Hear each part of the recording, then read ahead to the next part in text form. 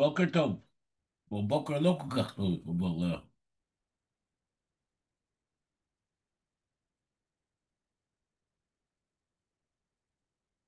בוקר טוב. טוב, לא כל כך טוב. כן.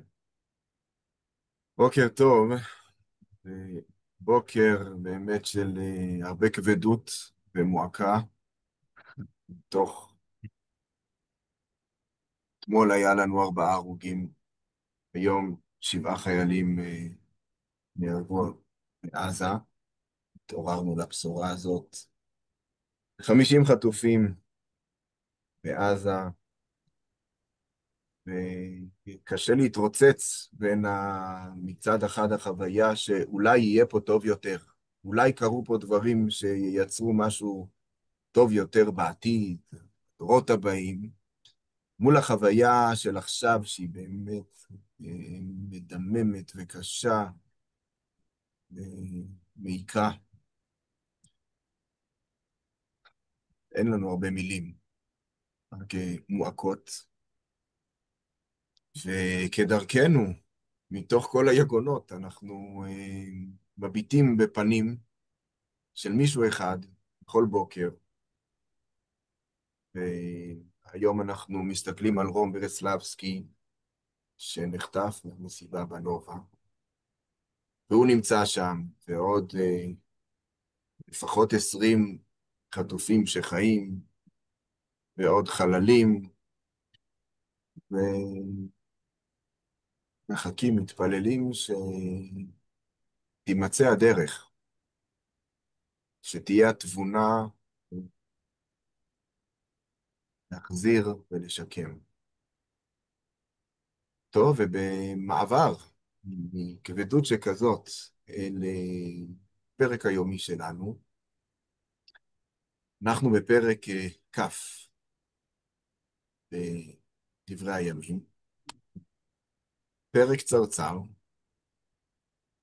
הוא יכל להיות הרבה יותר ארוך אם ספר דברי הימים לא היה מחלץ ממנו את הסיפור הגדול. כלומר, אנחנו נוחתים היום אל... אולי, אני חושב שכששואלים היום מישהו שככה לא ממש, שלא ב-929, שהוא לא עבר פרק אחרי פרק, שואלים אותו מה זה דברי הימים, אז דברי הימים זה שאין בו את חטא דוד ובת שבע. זה דברי הימים, פחות או יותר, במבט מרחוק. והיום אנחנו בפרק שבו אין את חטא דוד ובת שבע. כן? זה השיווק הכי טוב לחטא דוד ובת שבע, אתה מוציא אותו, ואז כולם מדברים על למה הוא לא שם. הוא מאוד נוכח בחסרונו. אז אני רוצה לראות קודם כל איך הוא שלף אותו החוצה. מה הוא עשה? כשאתה שולף משהו נשאר חור, צריך למלא אותו. מה הוא עשה? ובעיקר להתבונן קצת במבט רחב על השליפה הזאת, שבעצם אנחנו מדברים עליה כל הזמן. כלומר, כל פעם דרך זווית אחרת, על מה דברי הימים עושה בספר שמואל. אז נתבונן בזה שוב מתוך התמקדות. מצד אחד התמקדות בחטא, ומצד שני שוב מבט רחב על שמואל ודברי הימים. טוב, אז בואו נשמע את עומר.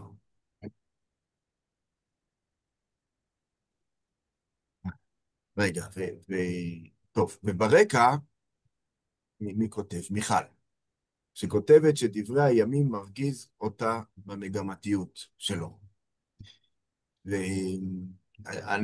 טוב, לא פעם ראשונה, גם גדי זה מרגיז אותך, נכון? הרבה פעמים כותב לנו את זה, ואני שוב אחזור ואני אחדד את זה בהמשך, לא רק דברי הימים מגמתי, גם שמואל מגמתי, כולם מגמתיים, אז תכף ניכנס פנימה. השאלה המעניינת היא מה המגמה שלך. כלומר, להגיד למישהו מגמתי זה כמעט חסר משמעות, כולנו מגמתיים. השאלה המעניינת היא מה המגמה שלך, ואנחנו נראה כמה הצעות. בעצם אני רוצה להציע אולי 4 גישות לשוני הזה בין דברי הימים לשמואל. טוב,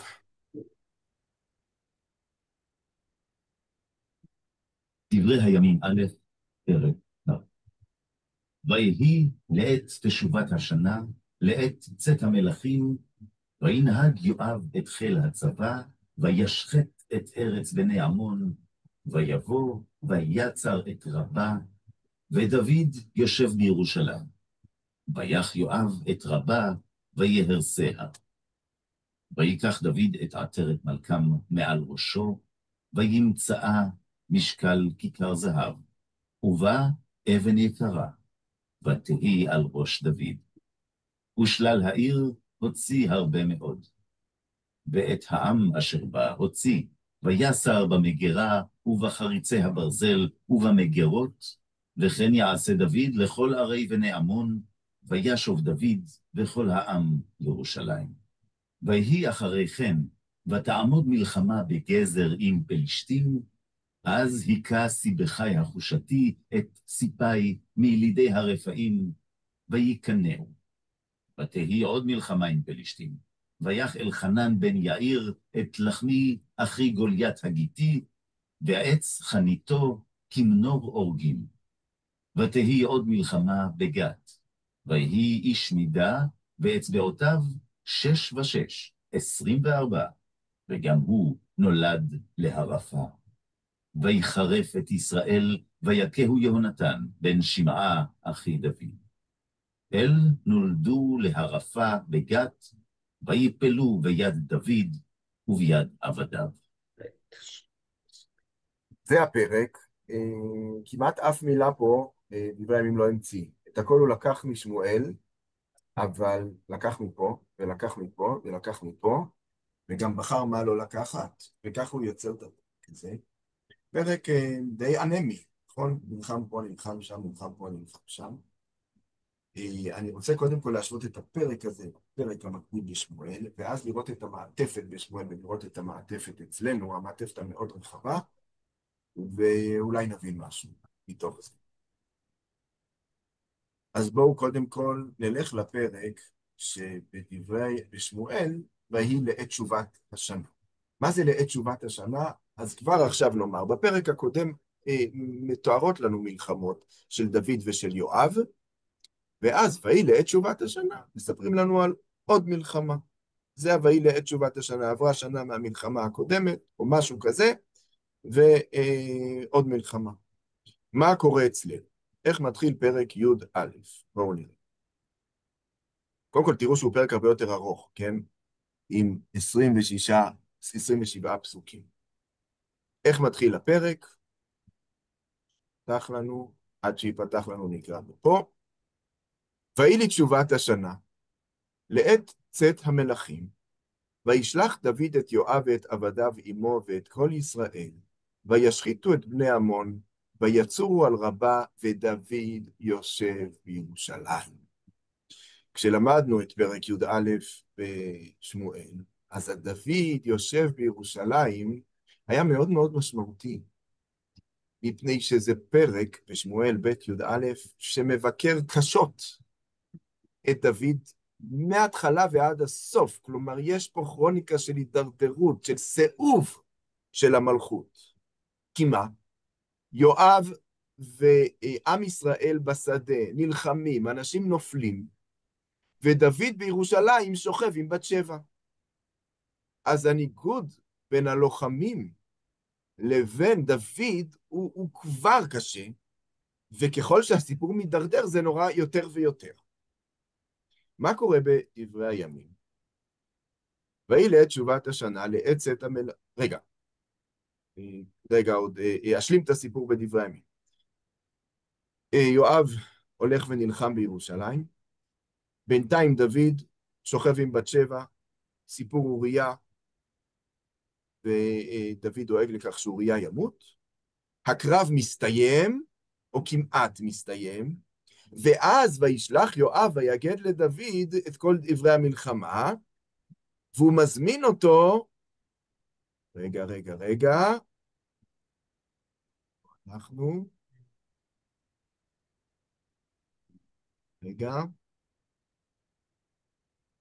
איפה אני?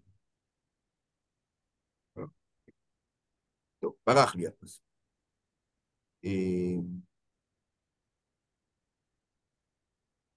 לא יודע. כל פנים,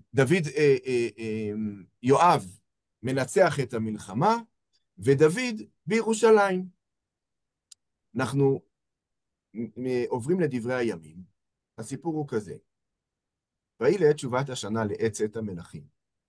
וינהג יואב את חיל הצבא, וישחט את ארץ בני עמון, ויבוא, ויצר את רבה, ודוד יושב בירושלים. ויקח דוד את עטרת מלכה מעל ראשו, וימצאה משקל כיכר כסף ובה אבן יקרה, ותהי על ראש דוד, ושלל העיר הוציא הרבה מאוד. אתה לא מבין מה קרה פה. הוא היה בירושלים. איך הוא לוקח את עטרת מלכה? אז אתה מבין שאתה צריך להשלים קצת. טוב, דוד ישב בירושלים, יואב הרס את רבה ויהרסיה, ואז הוא אמר לדוד, בוא ותעשה את הפיניש, נכון? זה מה שאנחנו משלימים. מה זה חשוב? זה שהוא היה בירושלים, זה חשוב רק כדי להגיד שאחר כך הוא צריך לבוא. דוד שלח את יואב מירושלים. אין לזה שום תפקיד לירושלים הזה, הוא מאבד את כל הערך שלו, את כל העוקץ שלו, את הכל הוא מאבד. כל הסיפור פה הוא על דוד שישב בירושלים. מה הוא ישב? יש לו קבינט, יש לו עניינים, הוא מנהל את המלחמה מרחוק, מה שלא תרצו. ויואב עושה את רוב המלחמה, ודוד בסוף עושה את הפיניש. אין פה ביקורת, אין פה שום דבר, אין פה כלום. מלחמה. מה קורה אחרי המלחמה? אנחנו קופצים לסיפור המגפה של דוד. זוכרים שהייתה מגפה גדולה, ובסוף דוד בונה מזבח בגורן ארוונה היבוסי. אם נראה את התמונה הרחבה, בדברי הימים, אז יש לנו פה.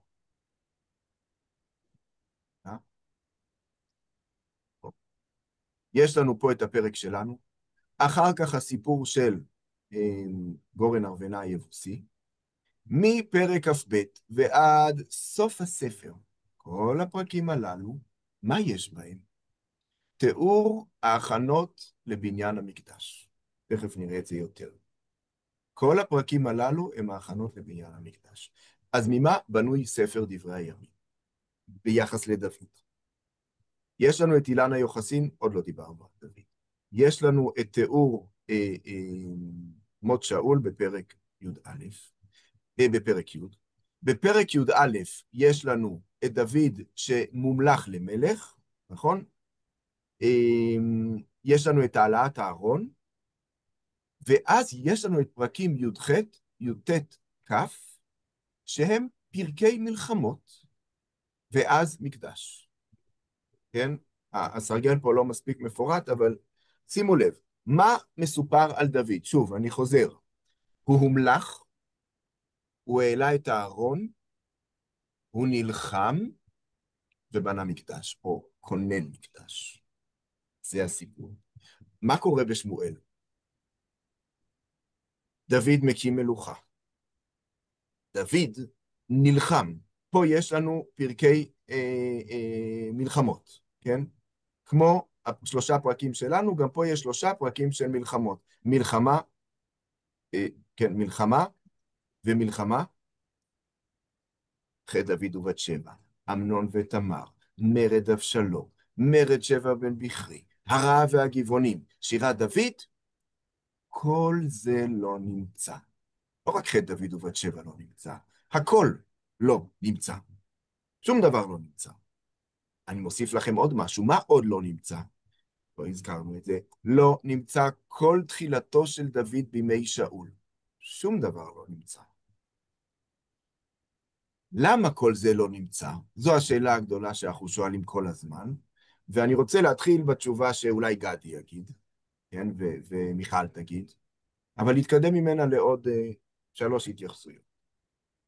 אז את התשובה של, או הבסיס לתשובה של גדי ושל מיכל, אני רוצה להביא מתוך הפירוש המיוחס לרש"י. הפירוש המיוחס לרש"י, לא יודע אם אמרנו עליו מילה. כשאתה פותח היום מקראות גדולות, בואו שנייה נסגור מסך. אתה יכול להגדיל בבקשה? כן, אבל שנייה אני בכלל לסגור מסך. תכף נגדיל. כשאתה היום פותח מקראות גדולות, אז בספר בראשית, שמות ויקרא במדבר יהושע שופטים, אתה תמיד תראה במקום הכי חשוב של הפרשנים יופיע רש"י. אז בדברי הימים, במקום הכי חשוב, מופיע רש"י, אבל ברור שזה לא רש"י. רש"י לא כתב פירוש לדברי הימים, ולכן הוא מכונה המיוחס לרש"י. מתי נכתב המיוחס לרש"י? הוא נכתב כנראה אי שם במאה ה-12. והוא פירוש מאוד מעניין. והמיוחס לרש"י, כמו גדי, דואג כל הזמן להזכיר לנו שספר דברי הימים מפרגן לדוד. תראו את זה דוד. בכמה מקומות.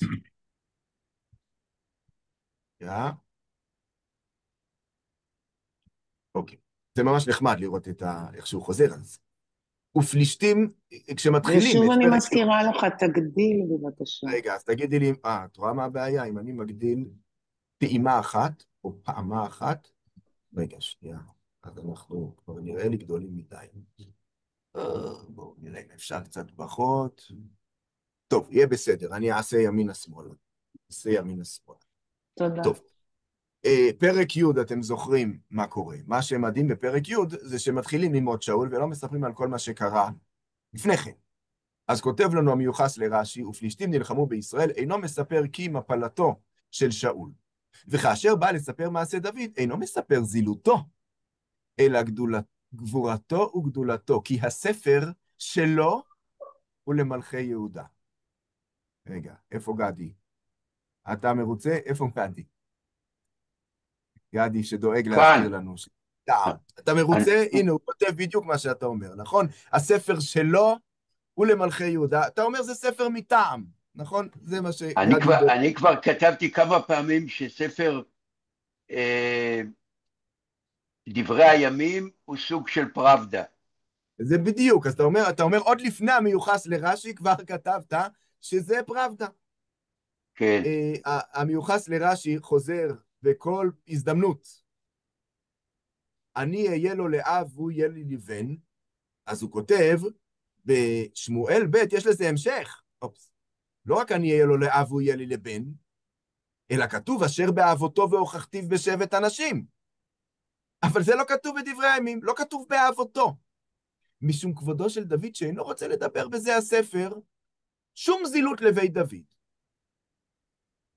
ותמר כלתו, פה יש לו איזשהו אזכור של גנות שמיוחסת לדוד, הוא אומר, תמה אני אך מזכיר גנות זקנתו של דוד, הוא אומר, אני לא מבין, דוד רק אומרים עליו דברים טובים.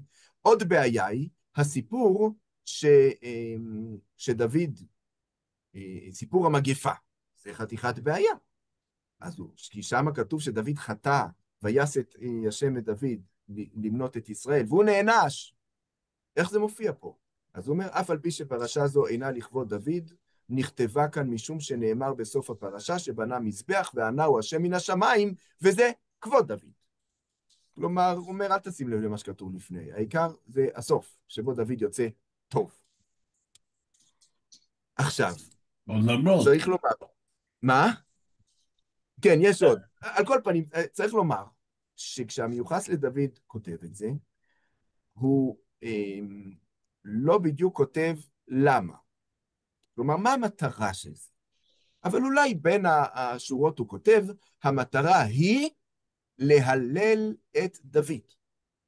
אוקיי, למה להלל את דוד? אז זה הוא לא כותב. בבית דוד. כן, למה להלל את בית דוד ואת דוד? אז הוא לא כותב, אז גדי כספי יגיד, כמו פראבדה, זה להלל את השלטון, זה ספרות מטעם, וזה כל תפקידה.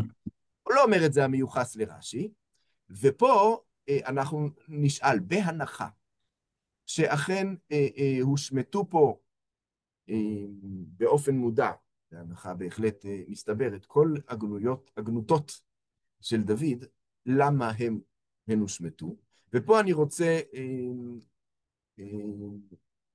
לחזור על דברים שאמרתי ולחדד אותם בקצרה. אם אנחנו מסתכלים על ספר שמואל, נתחיל מספר, נתחיל מדברי הימים. יש לי פה סדרת מלחמות בספר דברי הימים, נכון? אני כבר מבולבל בין דברי הימים לזה. הנה דברי הימים. אמרנו שיש פה סדרת מלחמות, פרק י"ח, י"ט, כ'. מלחמות דוד. למה הן מופיעות המלחמות הללו? אז אני יכול לתת לכם הסבר שדברי הימים יסביר לי. אני הולך לפרק כ"ב. מה כתוב לי בפרק כ"ב? אוץ'. נו. רגע, הנגישות פה מקשה עליי את הנגישות. אוקיי. תראו את פרק כ"ב, פרק אסטרטגי מאוד בספר דברי הימים. ויאמר דוד, זהו בית האלוהים, וזה מזבח לעולה לישראל. ויאמר דוד לכנוס את הגרים, ויעמד חוצבים לחצוב אבני גזית לבנות בית אלוהים. הלו, דוד, לא אתה אמור לבנות, אז מיד הוא יסביר.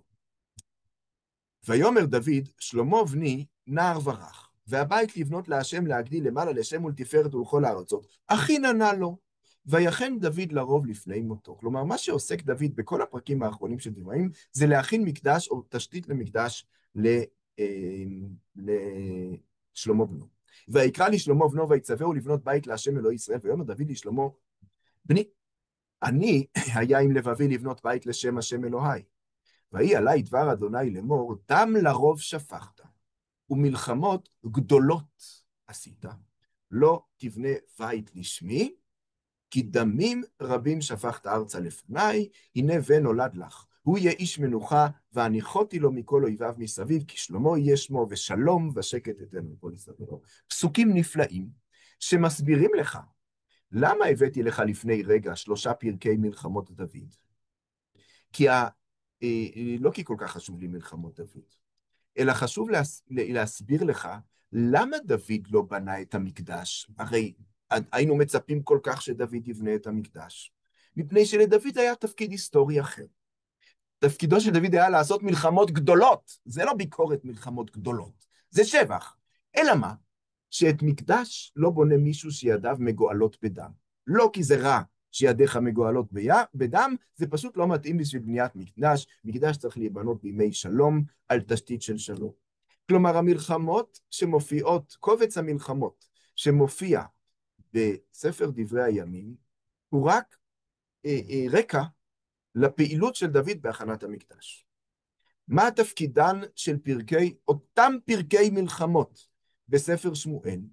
אני אגיד לכם בדיוק מה התפקיד. זה מתחיל בתיאור המלחמות, כמו שהוא מופיע בפרקים בשלושת הפרקים של דברי הימים. ואז מגיעה המלחמה הזאת, של יואב, וממנה ההידרדרות שתוביל את כל הדברים הללו. מה מטרת הבאת המלחמות בספר דוד? אני אציע. מטרת הבאת המלחמות בספר שמואל היא מה שאנחנו נראה לאורך כל ספר מלכים גם, לומר לנו הקוראים, תראו מה כוח עושה לבן אדם. זה עולה לו לראש, זה משחית, וככה זה נראה. זו המטרה. עכשיו תשאל, למה כל כך חשוב לספר שמואל להגיד לנו מה כוח עושה למלך? ולמה זה בכלל לא מעניין את ספר דברי הימים, וזה בכלל לא הנושא של דברי הימים? התשובה נעוצה בתפקיד ההפוך של שני הספרים הללו. הפוך. וברקע ההפוך של שני הספרים הללו. ספר שמואל רוצה לומר ספר שמואל רוצה לומר שמלך זה אילוץ. אילוץ.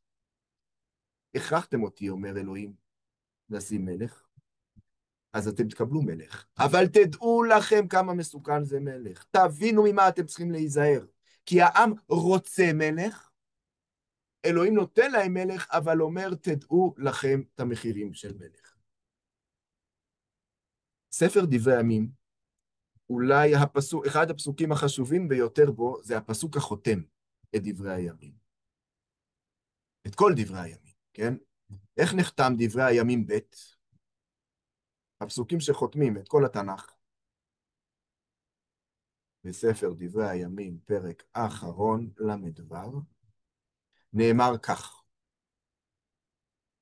ובשנת אחת לכורש מלך פרס, אומר כורש, כה אמר כורש מלך פרס, כל ממלכות הארץ נתן לי השם אלוהי השמיים, והוא פקד עליי לבנות לו בית בירושלים.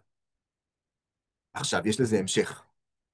ההמשך לפסוק הזה הוא שהעם, לא כל כך בא לו, והוא לא כל כך רוצה, וטוב לו שם בבבל, והוא לא עולה ולא שום דבר, זה עם שלא רוצה מלך, ולא רוצה שלטון, ולא רוצה מקדש, ולא רוצה שום ישות יהודית. ואז אומר לו ספר דברי הימים משהו אחר לגמרי. הוא אומר לו, בוא נחזור לימי דוד. מה זה משנה עכשיו שדוד בשעות הפנאי שלו שכב עם בת שבע, שדוד עשה כך וכך וכל מיני, זה לא הנושא. הנושא הוא שלעם ישראל הייתה מלכות, שלעם ישראל פעם היה מקדש, פאר, הייתה עצמאות. ספר דברי הימים אומר לנו, מנסה להוציא לשוק ספר, שאומר ככה, הייתה מלכות בית דוד הגדולה, דוד ושלמה, הידרדרנו עם כל המלכים, הגענו לגלות, בואו נחזור למלכות בית דוד. זו מטרה לגמרי לגמרי אחרת. אז המטרה היא לא להלל את דוד כדי להלל את דוד. דוד מת והוא לא הסיפור. הסיפור הוא להגיד דוד מלך ישראל חי וקיים, בואו נשיב את מלכות דוד. ובמובן הזה, כל התיאורים על אבשלום וכל הסיפור, הוא פשוט לא לעניין. הוא לא משרת את המטרה בכלל. הוא לא משרת את המטרה שתגרום לעם להגיד, פעם היה לנו ממלכה. זו המטרה של ספר דברי הימים. קצר, רציתי להרחיב בזה יותר, אבל אני רוצה להציג עוד שתי גישות לספר הזה, לפער הזה. האחד, אתם יודעים שהתלמוד באחד המקומות אומר, כל האומר דוד חטא אינו אלא טועה. עכשיו, עם זה אנחנו לא יכולים לעשות הרבה. כי בסדר, הוא אינו אלא טועה, אבל בזה לא הסברת לי, אז למה זה כן מופיע שם? או מה הערך של זה? ומה אני למד מזה? אם הוא לא חטא וכתוב שהוא כן חטא, מה אני עושה עם זה? אבל מקורות אחרים בתלמוד עונים בדיוק על השאלה הזאת, ותראו את התשובה המדהימה הבאה בתלמוד. שאולי אתם מכירים אותה, אבל צריך למקם אותה בהקשר. לא את זה אני רוצה, נראה אם נספיק את זה אחר כך. נצא אין לנו זמן, אז נלך ישר לזה. אמר רבי, אני מסתכל בתלמוד הבבלי, מעשה מועד קטן, ט"ז ב', אמר רבי שמואל בר נחמני, אמר רבי יונתן, מהי דכתיב בשמואל ב' כ"ג א', נאום דוד בן ישי, ונאום הגבר הוקם על. מה זה הוקם על? נאום דוד בן ישי, שהקים עולה של תשובה. מה זה הקים עולה של תשובה? אז בואו נראה גם את המקור הבא, ויחד הם יגידו לנו לאן המפלגה הזאת הולכת. אמר רבי יהושע בן לוי, תקשיבו, זו אמירה חריפה. אמר רבי יהושע בן לוי, לא עשו ישראל את העגל, אלא ליתן פתחון פה לבעלי תשובה. שנאמר מי ייתן והיה לבבם זה להם ליראה אותי כל הימים. והיינו דאמר רבי יוחנן משום רבי שמעון בן יוחאי, לא דוד ראוי לאותו מעשה, ולא ישראל ראויים לאותו מעשה. לא דוד ראוי לאותו מעשה, דכתיב וליבי חלל בקרבי, ולא ישראל ראויים לאותו מעשה, דכתיב מי ייתן והיה לבבם זה להם ליראה אותי. עכשיו תקשיב. אלא למה עשו? למה עשו? לומר לך שאם חטא יחיד, אומרים לך קלך לך אצל יחיד, ואם חטאו ציבור, אומרים לו קלך אצל ציבור. אני אסביר, בואו נראה אם רש"י יעזור לנו. תראו, כותב רש"י ככה, לא עשו ישראל את העגל, כלומר גיבורים ושליטים ביצרם היו, ולא היה ראוי להתגבר יצרם עליהם, אלא גזירת מלך הייתה. כן, רש"י לוקח את זה ממש כפשוטו, מילולית, את התלמוד הזה, והוא אומר ככה, אלוהים גרם להם לחטוא, כדי ליתן פתחון פה לבעלי תשובה. שאם יאמר החוטא לא אשוב, שלא יקבלני, אומרים לו, צא ולמד ממעשה העגל שכפרו ונתקבלו בתשובה. אתם מבינים מה כתוב פה? למה דוד חטא? למה היה חטא העגל? זה הקרבה קטנה. למה הוקרבו עם ישראל ודוד? למען הדורות הבאים. כדי שאם יבואו הדורות הבאים ויגידו, זה אבוד? יגידו לו, לא, תראו, עם ישראל חטאו בעגל ואלוהים קיבל אותם בתשובה. דוד חטא בחטא דוד ובת שבע ובאוריה, קיבל אותם אלוהים בתשובה. כלומר, מטרת הצגת חטא דוד ובת שבע היא כדי להקים עולה של תשובה. זו מטרת הסיפור, לא כדי, כן, זו מטרת הסיפור לפי התלמוד, וכותב גדי, זה טיהור השרץ. עוד הסבר ללמה הוא מופיע בשמואל, ואין לנו זמן בכלל להעריך, אבל הבאתי שירים ולא, רק אני אראה לכם את הכותרת של דליה רביקוביץ', שכותבת בשיר שלה, קוראת לשיר תכונות אנושיות, ומזכירה את דוד. בואו נקרא את זה, מה אכפת? עוד דקה. כותבת דליה רביקוביץ', שום דבר אנושי אינו זר לי, אך גם לא קרוב במיוחד. יש מחזור שאיננו פוסק. אנשים מחדלים ביום אחד, השמש עמד בגבעון וירח במקום השמיים עמד, ודוד בן ישי עוד נער הרג את גוליית, אך דוד זקן ובא בימים עוד מעט תעבור השמועה בשווקים, ניצחו אראלים את המצוקים, חוסו על כבוד המלך, אל תגידו וגת. והוא במותו כשאול בגלבוע, שירי מעלות לא יוכל עוד לשמוע, אין לי עניין בזה. אני מוכנה לעצום את עיניי ולשתוק, לחתום את שפתיי ולשתוק. לא ניכנס לעומק השיר, אבל רק נאמר שיש קו שלם בספרות ובשירה העברית, שממה הוא מתלהב בספר שמואל, מהאנושיות של דוד. שום דבר אנושי אינו זר לי. החוויה הזאת שמתעלמת כרגע מהמשמעויות הרחבות של הסיפור, ואומרת, ספר שמואל עוסק באנשים, ומתאר אותם כפי שהם. זה קו שאומר שלמה ספר שמואל כל כך מתאר את דוד? כי הוא ספרותי, הוא יפה, זה דוד. אז אם אנחנו ככה הולכים בהדרגה בין התשובות, אז תשובה אחת תגיד, מה אתה רוצה? ספר שמואל, אולי גדי יגיד לנו משהו כזה. ספר שמואל מתאר את מה שהיה, הוא מתאר את זה במלאות, הוא אין לו מגמות, הוא מתאר את מה שהיה, ככה זה היה, וזהו זה. עמדה אחרת שהצגנו פה, היה או לא היה, זה לא מעניין. יש פה עמדה עקרונית, מגמתיות של ספר שמואל, והמגמתיות של ספר שמואל היא להראות את מחיר השלטון. זה המגמתיות של ספר שמואל. ואל מול המגמתיות של ספר שמואל, הצגנו את המגמתיות של ספר דברי הימים. אם תפקידו של ספר שמואל הוא להילחם במלכות, ולכן חשוב מאוד להדגיש כמה שיותר נזקיה של המלכות, תפקידו של דברי הימים הוא הפוך, ליצור כמיהה למלכות ולשלטון. עכשיו צריך לומר את זה, ננסח משפט אחרון שנאמר, שיכול להיות שאם מחבר ספר שמואל היה חי בימי דברי הימים, ומחבר דברי הימים היה חי בימי שמואל, אז כל אחד היה כותב הפוך, כלומר, מה זה הפוך? מחבר דברי הימים היה כותב את ספר שמואל, אם הוא היה חי בימי שמואל, כי זה יותר מתאים לתקופתו. ומחבר שמואל היה כותב כמו ספר דברי הימים, אם הוא היה חי בספר דברי הימים, כי הספר מותאם לתקופה וממלא מטרות מסוימות של התקופה, ואיזה שהם חסרים של האומה בתקופתה. דוד המלך פה הוא שחקן במשחק גדול ממנו, גם בספר שמואל וגם בספר דברי הימים. טוב, ניסינו בדקות להקיף נושא קצת רחב.